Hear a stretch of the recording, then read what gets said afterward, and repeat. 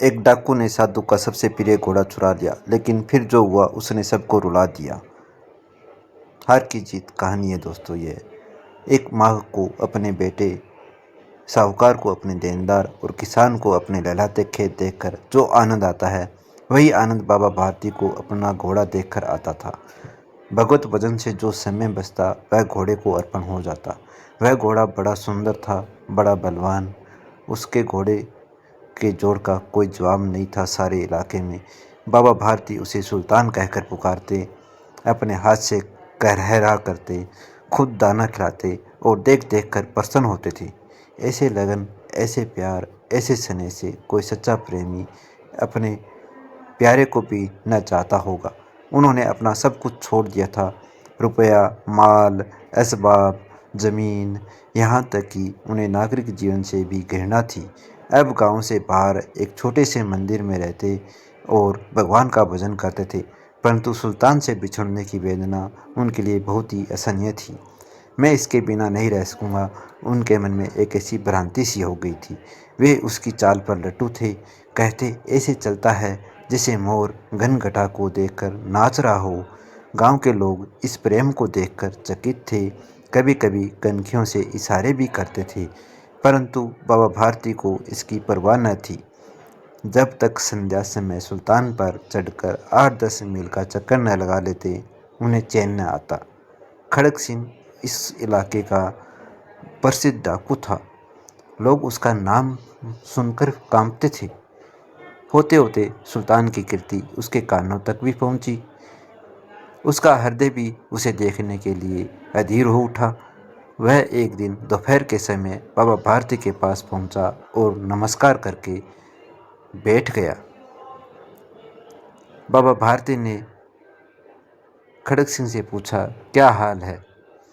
खड़ग सिंह ने सिर झुकाकर उत्तर दिया, जी आपकी दया है। कहो इधर कैसे आ गए? बाबा ने कहा, सुल्तान की चाह खींच लाई। विचित्र जानवर है, देखोगे तो प्रसन्न हो जाओगे। मैंने भी बड़ी प्रशंसा सुनी है।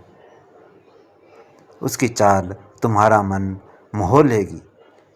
कहते हैं देखने में भी बहुत सुंदर है।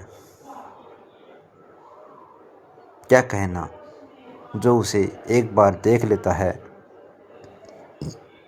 उसके हृदय पर उसकी छवि अंकित हो जाती है।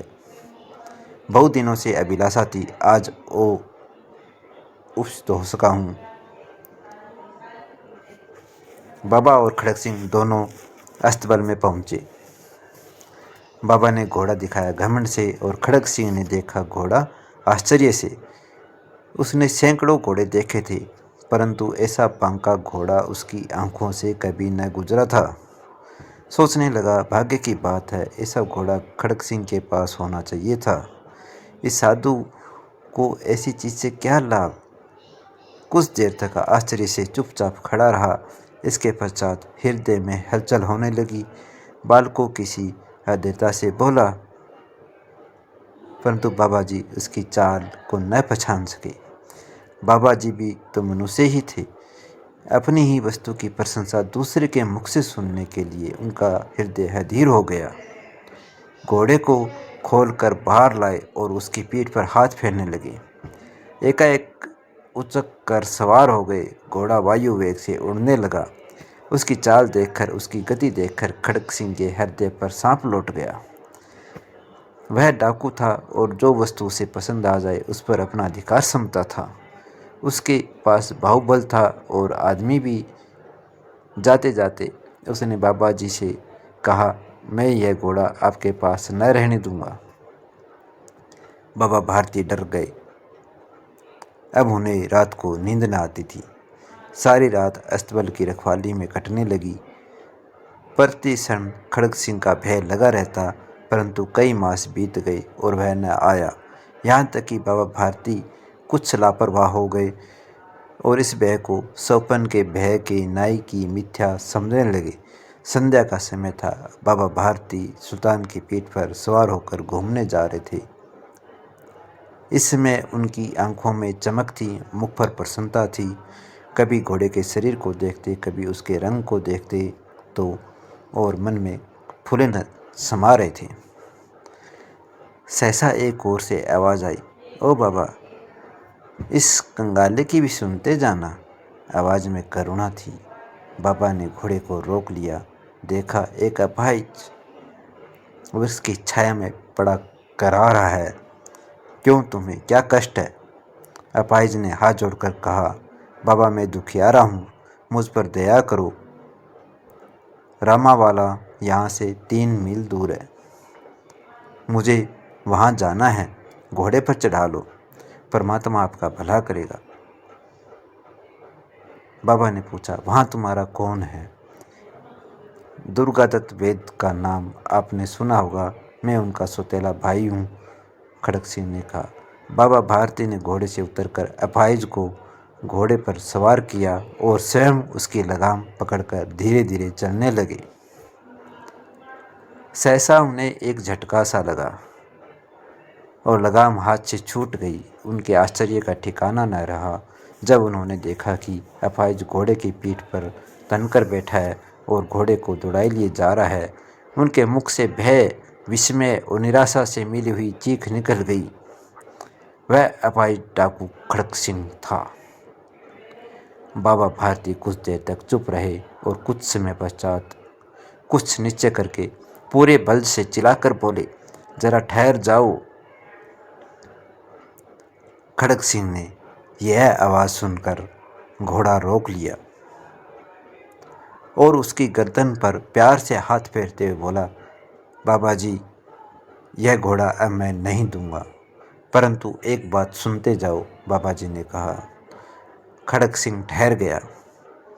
बाबा भारती ने निकट जाकर उसकी ओर ऐसी आंखों से देखा जैसे बकरा कसाई की ओर देखता है और कहा, यह घोड़ा तुम्हारा हो चुका है। मैं तुमसे इसे वापस करने के लिए न कहूँगा, परंतु खड़क सिंह केवल एक प्रार्थना करता है, इसे अस्वीकार न करना, नहीं तो मेरा दिल टूट जाएगा। बाबा जी, आज्ञा कीजिए, मैं आपका दास हूँ, केवल यह घोड़ा न दूंगा। खड़क सिंह ने कहा, अब घोड़े का नाम न लो, मैं तुमसे इस विषय में कुछ न कहूँगा। मेरी प्रार्थना केवल यह है कि इस घटना को किसी के सामने प्रकट न करना। खड़क सिंह का मुंह आश्चर्य से खुला रह गया। उसका विचार था कि उस घोड़े को लेकर यहाँ से भागना पड़ेगा, परंतु बाबा भारती ने स्वयं उसे कहा कि इस घटना को किसी के सामने प्रकट न करना, इससे क्या प्रयोजन सिद्ध हो सकता है। खड़क सिंह ने बहुत सोचा, बहुत सिर मारा, परंतु कुछ समझ न सका। हार कर उसने अपनी आंखें बाबा भारती के मुख पर गड़ा दी और पूछा, बाबा जी, इसमें आपको क्या डर है? सुनकर बाबा जी भारती ने उत्तर दिया, लोगों को यदि इस घटना का पता लग गया तो वो कभी भी किसी भी गरीब पर विश्वास नहीं करेंगे और उसकी कोई सहायता नहीं करेंगे। और यह कहते कहते उन्होंने सुल्तान की ओर से इस तरह मुंह मोड़ दिया जैसे उनका उनसे कभी कोई भी संबंध ही ना रहा हो।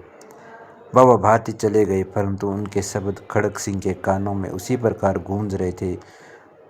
सोच रहा था कि कैसे ऊंचे विचार है, कैसा पवित्र भाव है, उन्हें इस घोड़े से प्रेम था। इसे देखकर उनका मुख फूल की नाई खिल जाता था। कहते थे कि इसके बिना मैं न रह सकूँगा। इसकी रखवाली में वे कई रात सोए नहीं, भजन भक्ति न कर रखवाली करते रहे, परंतु आज उनके मुख पर दुख की कोई रेखा तक दिखाई न पड़ती थी। उन्हें केवल यह ख्याल था कि कहीं लोग गरीबों पर विश्वास करना न छोड़ दें। उन्होंने अपनी निज की हानि को मनुष्य की हानि पर न्यौछावर कर दिया। ऐसा मनुष्य मनुष्य नहीं, देवता है। रात्रि के अंधकार में खड़क सिंह यह सोचते हुए बाबा भारती के मंदिर पहुंचा। चारों ओर सन्नाटा था। आकाश पर तारे टिमटिमा रहे थे। थोड़ी देर दूर दूर गांव के कुत्ते भौंक रहे थे। मंदिर के अंदर कोई शब्द सुनाई न देता था। खड़क सिंह सुल्तान की बाग पकड़े हुए था। वह धीरे धीरे अस्तबल के फाटक पर पहुंचा। फाटक किसी वियोगी की आंखों की तरह चौपट खुला हुआ था। किसी समय वहां बाबा भारती स्वयं लाठी लेकर पहरा देते थे, परंतु आज उन्हें किसी चोरी, किसी डाके का भय न था। हानि ने उन्हें हानि की तरफ से बेपरवाह कर दिया था। खड़क सिंह ने आगे बढ़कर सुल्तान को उसके स्थान पर बांध दिया और बाहर निकलकर सावधानी से फाटक बंद कर दिया। इस समय उसकी आंखों में नेकी के आंसू थे। अंधकार में रात्रि ने तीसरा पहर समाप्त किया और चौथा पहर आरंभ होते ही बाबा भारती ने अपनी कुटिया से बाहर निकल ठंडे जल से स्नान किया। इसके पश्चात इस प्रकार जैसे कोई सपन में चल रहा हो उनके पांव अस्तबल की ओर मुड़े, परंतु फाटक पर पहुंचकर उनको अपनी भूल प्रतीत हुई। साथ ही घोर निराशा ने पांव को मन भर का भारी बना दिया। वे वहीं रुक गए। घोड़े ने स्वाभाविक मेगा से अपने स्वामी के पांव की चाप को पहचान लिया और जोर से हिनहिनाया। बाबा भारती दौड़ते हुए अंदर घुसे और अपने घोड़े को गले से लिपटकर इस प्रकार रोने लगे जैसे बिछड़ा हुआ पिता चिरकाल के पश्चात पुत्र से मिलकर रोता है। बार बार उसकी पीठ पर हाथ फेरते, बार बार उसके मुंह पर थपकियां देते और कहते थे, अब कोई गरीबों की सहायता से मुंह न मोड़ेगा। थोड़ी देर के बाद जब वह अस्तबल से बाहर निकले तो उनकी आंखों से आंसू बह रहे थे।